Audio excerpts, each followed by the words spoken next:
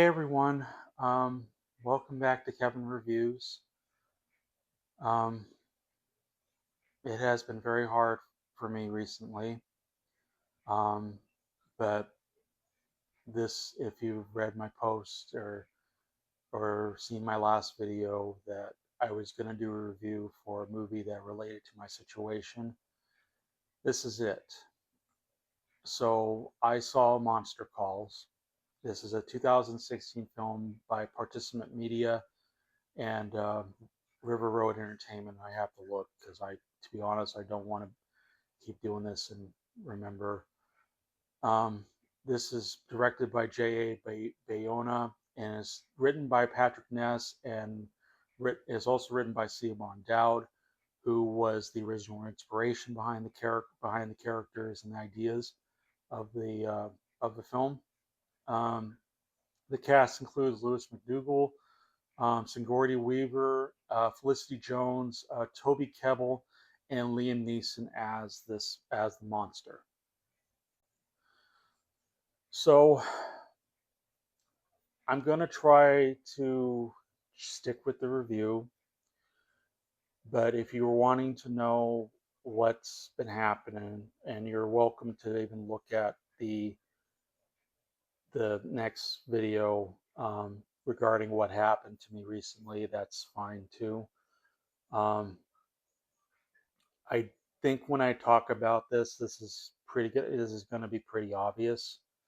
Um, there may likely be spoiler warning, but I'm not sure yet. To be honest, I'm not even prepared. I'm basically doing this like I'm trying to rip off a massive band-aid, and every time I'm trying to rip it off, it just hurts. It it just hurts to do. Um, But I have seen the film before. This is from 2016. I don't remember when I saw it, but I know I saw it. Um, I think around that time. I didn't see it in theaters. I saw it much later. And in terms of this is based off the same book as of the same name by Patrick Ness. Again, this is originally created by Siobhan Dowd, who originally did the characters and ideas.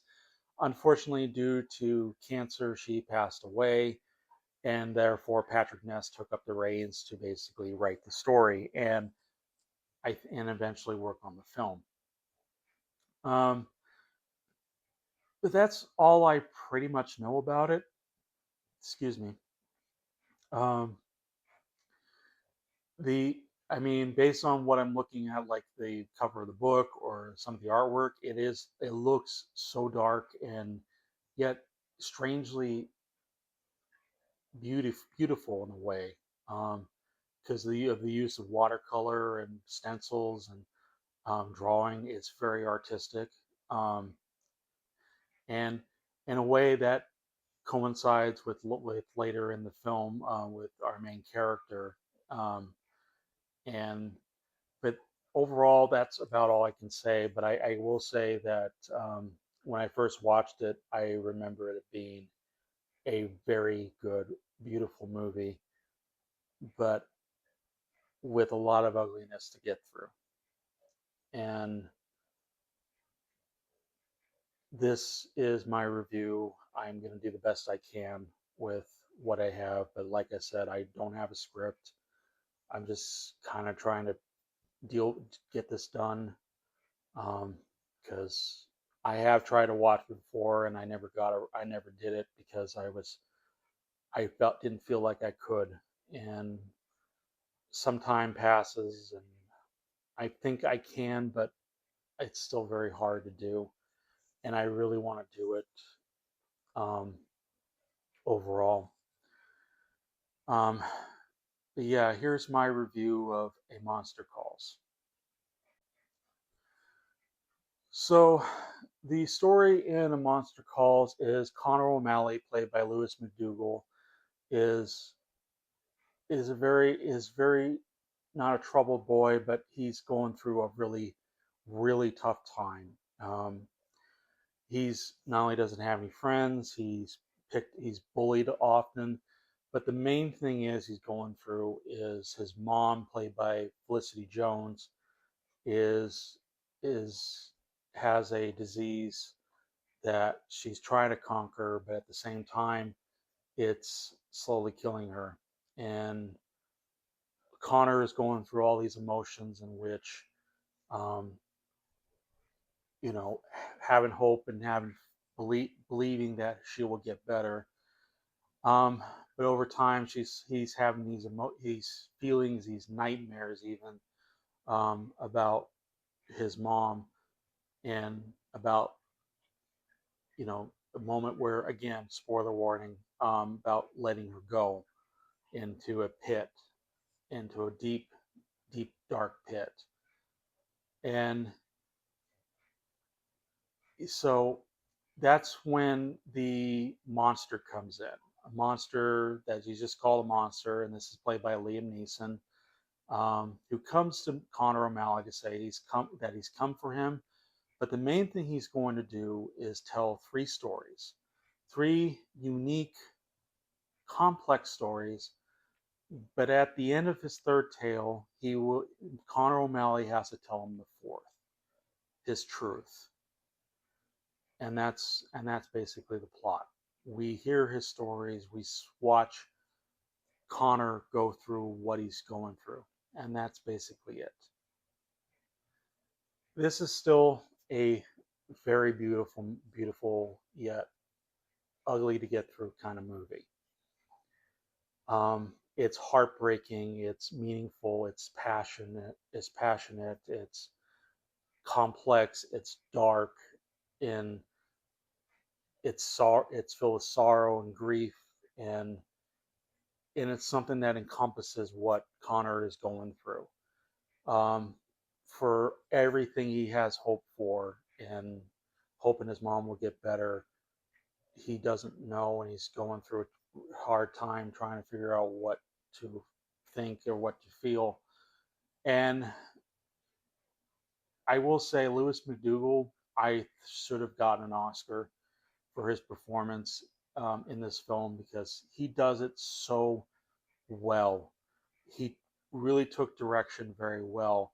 I don't know if there was like a part of his life that he was affected by something similar like this, but he really knew how to really drive it home, and overall, and the feelings are genuine. The feelings look very genuine overall, and that's one thing that's so tough.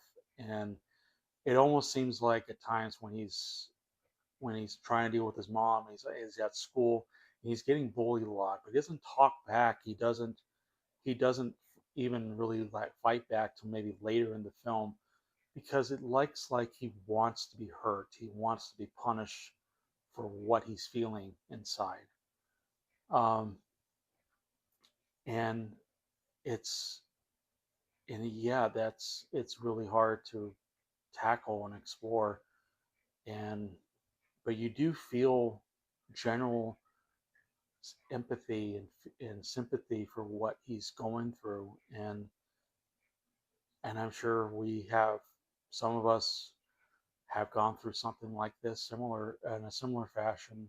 Um, Maybe not in when you're a kid, but maybe later when you're adult. But other times that's not so lucky for kids who had to lose a parent, um, or watch their parents suffer, and with the disease as bad as cancer. And now, while I wouldn't say cancer, they don't specifically say cancer, but there are hints of that's the case.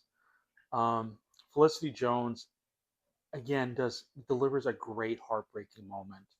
Um, she's like the only person that Connor loves and adores, and yet everyone else just kind of doesn't see him, or doesn't he doesn't that like he doesn't exist and stuff.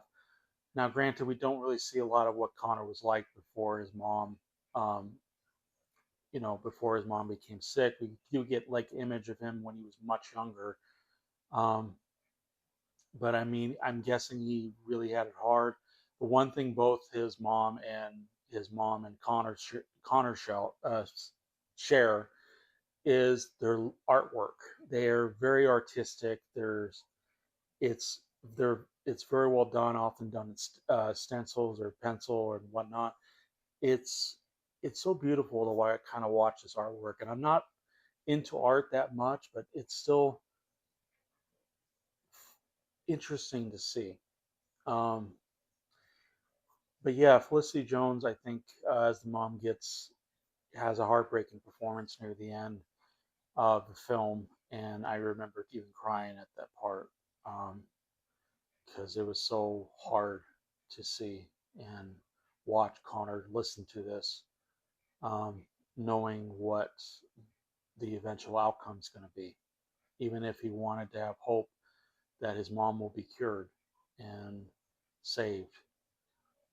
Um, the other characters I'm gonna briefly mention Sigourney Weaver as the grandma, which I'm believing is she's the mother of the of Connor's mom, and she's pretty strict. She's kind of self-indulgent, stuck up, but there's a lot more to her and layers to her. Eventually, like there's one point in the film where Connor acted out and he destroys stuff of hers all over.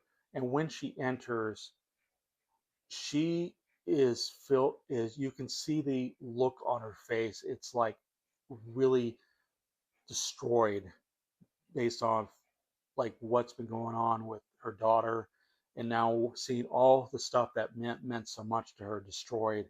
And yet it's done in silence. It's done in silence for most of it, with Connor sometimes speaking. We don't know what she's going to say or what to feel, but that she doesn't have to. It's the expression and the emotion in her face and her eyes that give you the idea of where she's at. Um, but Sigourney Weaver does a really great job in this film. I will also say Toby Kebbell is the father. Now he's not in the film for very long, but sometimes he's kind of the doses of little happiness that Connor kind of relies on. But at the same time, this father isn't exactly great because um, he's not like a bad person, but at some point in Connor's life, his parents split and he lives in America. And rather than like take Connor with him to America, well, I mean, there was plans that he would take him to America. He's not like saying to live with him, and it was just more like a visit. So it's almost like he's being abandoned by his dad. But I mean, his dad cares quite a lot.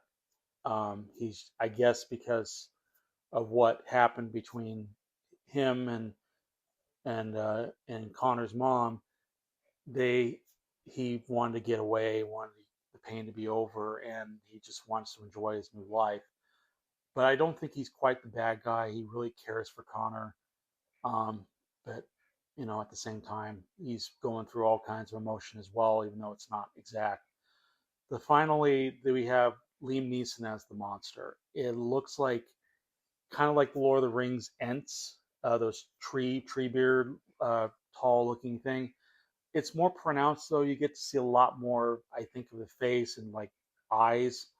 And the one thing bonus that he does has is that his like insides, like it kind of brightens up when it's like enraged. And there are moments and times where he's kind of like enraged. It's like on fire. And we it's not clear whether or not what the monster is exactly.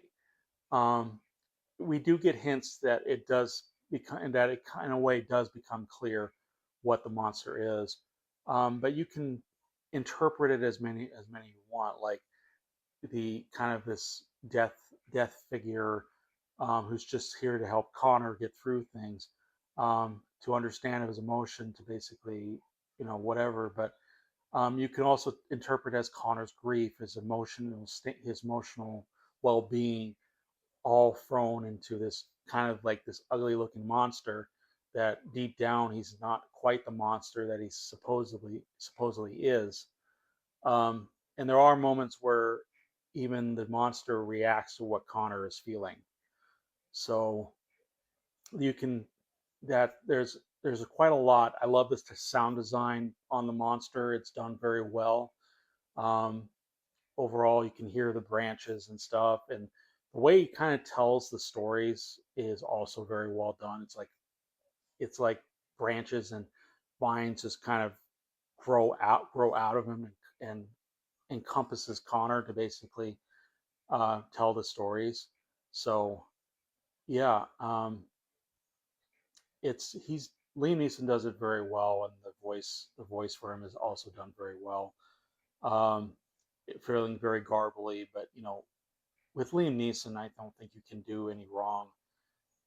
He does command a lot in this film's quite a bit, and yeah, and you want to listen to what he had to say. So yeah, there's quite a lot to like about Liam Neeson in this, and as well for the rest of the characters. I will say also the colors are very well done.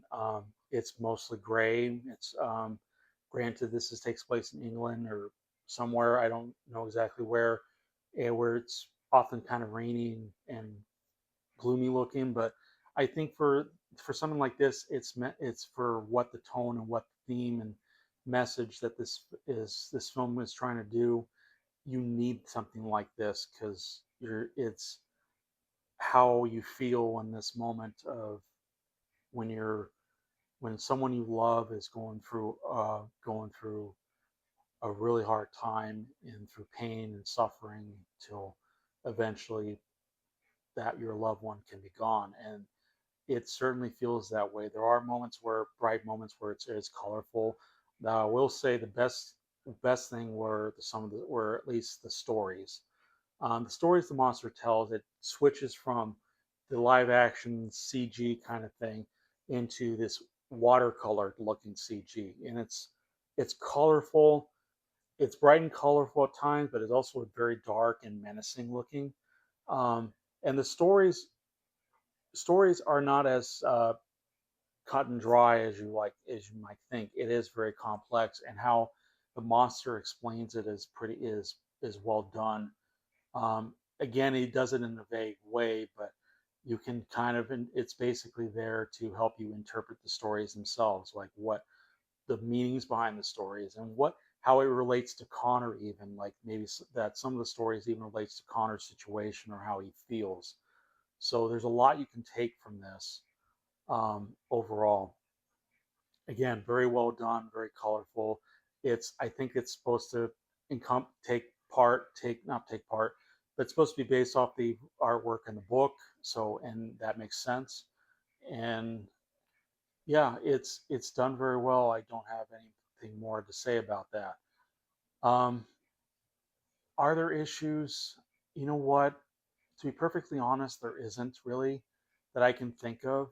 Um, I will say it could have been cut a little bit short in terms of the ending. Now, the ending I would say is actually beautiful and worthwhile overall, but I think it could have been cut entirely and left it as it is, and you can it as an ending because I don't think we need that more. But there is a moment in the film where you kind of get a hint early on of what the monster kind of represents, and in a way when I didn't notice at first, but when I watched again recently, it makes sense now.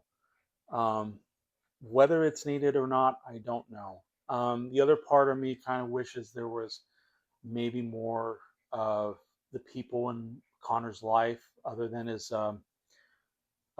grandma, his mom, his dad, and even the bullies. And the bullies are kind of interesting too. I mean, they're not great. They're not great kids. Um, who they just kind of like enjoy bullying him. And there's like a moment where that changes entirely. It does a whole 180 where um, they basically don't want to do it anymore, and they don't want to bother with him. And it's interesting, and it's also done very well. It's very short lived, but otherwise it's done very well. but honestly, I really have no complaints. I wouldn't say this is like my favorite film or top favorite film, and I guess that's because of the subject matter. It is very hard.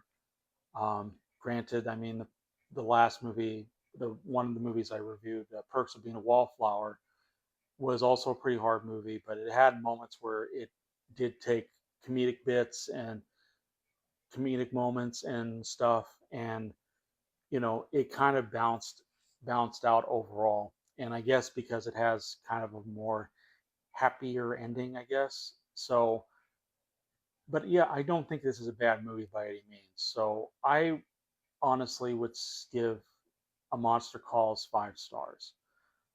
Again, I don't think this is for kids. If you've seen the trailer, it kind of gives off the vibe that it's for kids, but it really isn't. It's very heavy subject matter that I'm not sure younger kids can get into, but maybe older kids, like say 9, 10 years, 8, not maybe 9 or 10, 11 years old, can see. Um, and but yeah, this is a young adult book, so I mean it's something that I honestly think you should at least see once in your life. It might not be something you'll see watch very frequently, but I still think this is a beautiful yet ugly to get through kind of movie that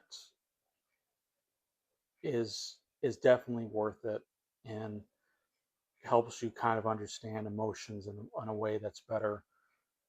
But yeah, um, I think that's it, honestly.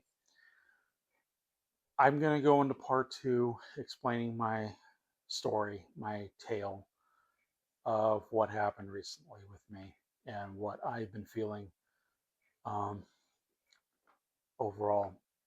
So it's up to you if you want to watch that, but otherwise, um, have you seen A Monster Calls? What are your thoughts? Leave a like on the like, or you can leave a dislike in the review if you wish. I'm sorry if you dislike it. I'm dealing with so much I had to go through. I'm dealing with quite a lot. But if you're feel free to subscribe to my channel if you like what you're seeing and click the notification bell. Hopefully, in my other reviews, I will be better. Um, I don't know, but we'll see. In any case, I will see you guys in the next review. Bye.